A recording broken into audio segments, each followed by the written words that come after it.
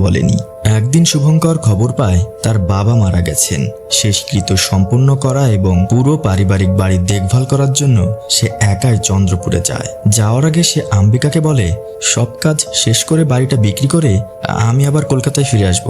কলকাতা থেকে ফেরার পথে শুভঙ্করের জীবনে ঘটে যায় এক ভয়ঙ্কর ও রহস্যময় ঘটনা। রাস্তার মাঝখানে এক নির্জন জায়গায় সে গাড়ি থামায়। ধূমপান করতে করতে কারো সঙ্গে কথা বলছিল। চারপাশ তখন নিস্তব্ধ।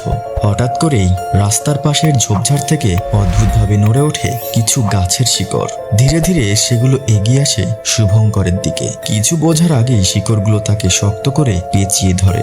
মুহূর্তের মধ্যেই সবকিছু শেষ হয়ে যায়। সেখানেই মৃত্যু হয় তার। এই ভয়াবহ ঘটনার খবর পেয়ে আম্বিকা সম্পূর্ণ ভেঙে পড়ে। স্বামীর এমন অস্বাভাবিক মৃত্যু সে কোনোভাবেই মেনে নিতে পারে না। সময় কাটতে না কাটতেই একদিন সেই গ্রামের দিক থেকে একটি ফোন আসে। ফোনটি ছিল শুভঙ্করের